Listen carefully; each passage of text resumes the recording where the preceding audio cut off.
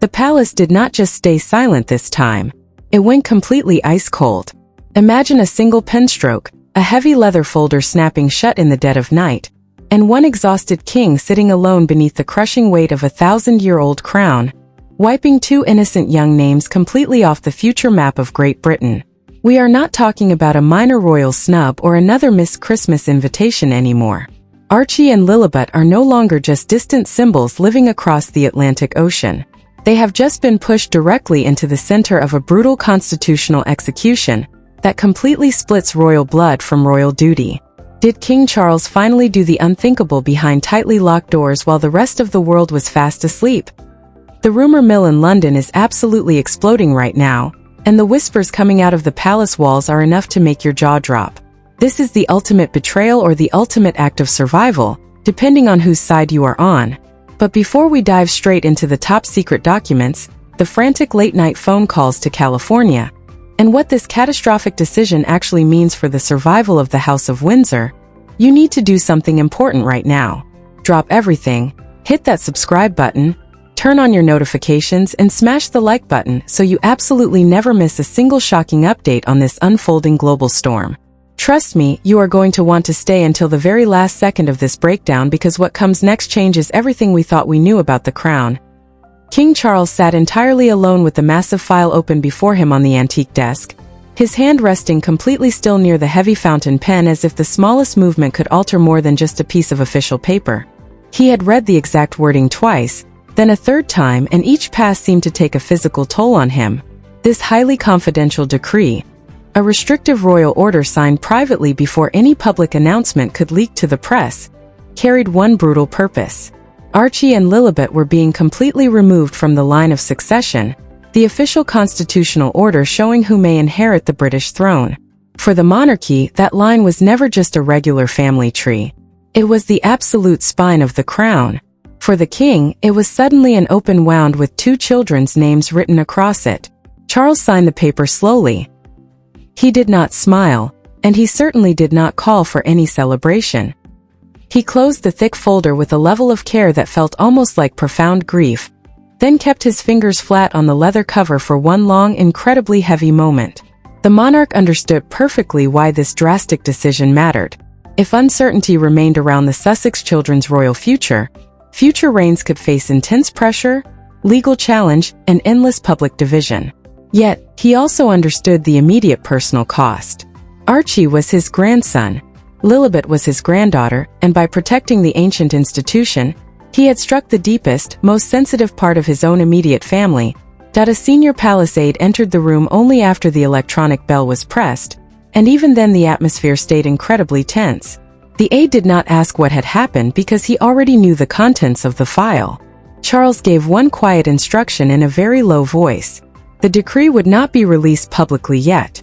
It would be sealed, copied, and carried through a highly restricted palace channel, the exact kind used when a sensitive document must move across London without making any noise.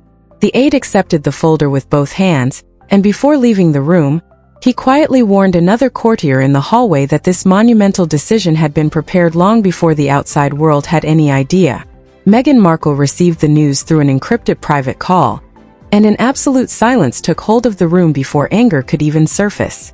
She stood entirely still, listening to the final words of the notification as Harry watched her face change from a distance. He did not need to ask what the call was about. The damage had already entered the room. Meghan lowered the phone, her expression completely hard with shock, while Harry felt the air leave his lungs. This was not just another tabloid rumor to fight online. This was not a random headline to deny through a public relations spokesperson. This was a signed constitutional act from his own father. The closed file changed everything.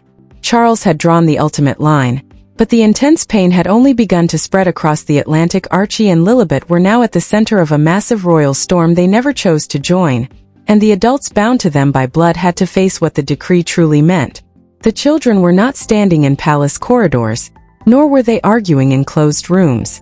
They were just children, living thousands of miles away from the rituals and iron gates of British royal life. Yet their names carried centuries of power, memory, and expectation. Around them, adults moved like calculated pieces on a chessboard. Harry felt the deep cut first. Meghan felt the immense humiliation. Charles felt the heavy consequence. Harry sat in complete silence after the phone call ended, his hands locked tightly together, his anger trapped behind a face that looked far more stunned than furious. He understood the line of succession, the official order of who may inherit the throne, better than anyone outside the palace walls wanted to admit. It was never just a list of names to him. It was a clear signal of belonging, duty, and future recognition. Archie and Lilibet had been born into that massive shadow, even while growing up far from the daily control of royal life. Their names carried heavy history, but their entire childhood had been built completely away from the institution that now judged them. Meghan did not explode into a rage at first. She stood perfectly still, letting the news settle into her mind, and that eerie calm made Harry even more afraid. She knew exactly why the moment mattered. This was not only about a high rank, a royal title, or old palace rules. It told the entire world that her children's place could be changed by people they barely knew, inside rooms they would never enter. Meghan looked at Harry with controlled fury, asking without shouting whether his family had been moving toward this exact conclusion all along. He had no answer strong enough to protect her from the harsh truth. Charles felt the consequence in another room, far from the Sussex household, but not far from the pain. The king had signed the decree, yet the silence afterward followed him like a constant judgment. His top advisors had already warned him through a private emotional risk file, a confidential palace assessment that measured exactly how much damage a major family decision could cause in public and behind closed doors. That specific file had named Archie and Lilibet as the absolute most sensitive point in the entire royal divide.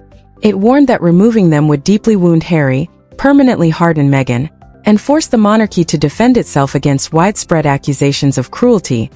Prince William's name appeared multiple times inside those private discussions, but not as the man holding the pen. The prince was listed as the future king who would inherit the heavy consequences if Charles left any uncertainty behind. William understood that George, Charlotte, and Louis would one day live under the shadow of every single unresolved decision. He also understood that Harry would see the decree as a total betrayal, not as institutional protection.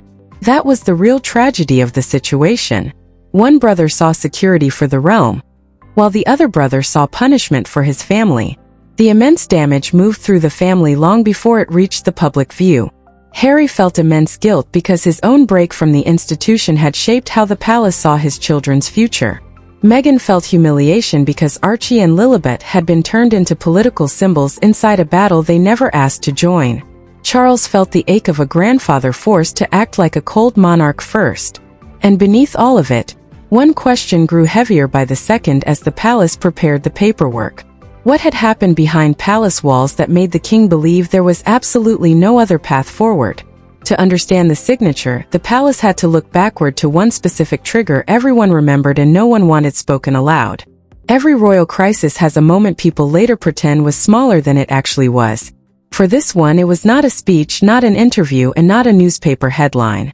It was a private conversation after a balcony ceremony when Harry confronted William over Archie and Lilibet's future visibility, and Charles heard enough to understand that the line between family and monarchy had finally snapped. Harry had walked into that private room carrying far more than frustration. He carried genuine fear. The ceremony had ended, the public smiles had faded, and the old pressure inside the family had returned like a storm no one could outrun. He wanted one specific thing placed in writing. A clear promise that Archie and Lilibet would keep their future royal standing. That standing meant their recognized place inside the royal structure, including how the palace would treat their names, status, and public connection to the crown. For Harry, it was basic protection. For William, it sounded like an ultimatum. William did not give him the answer he wanted. The prince stood firm, his voice controlled, but the hurt beneath it was incredibly sharp. He told Harry that royal placement could not be treated like a personal guarantee, especially not when every promise made in private could later become immense pressure on the crown itself. William knew why the moment mattered. If Archie and Lilibet were given written assurance while living completely outside the daily rules of the institution, George, Charlotte, and Louis could one day inherit a monarchy pulled in two totally opposite directions. The future king saw danger where his brother saw fairness. Harry felt cornered, and the room changed completely with his voice. He accused William of hiding behind duty because duty was easier than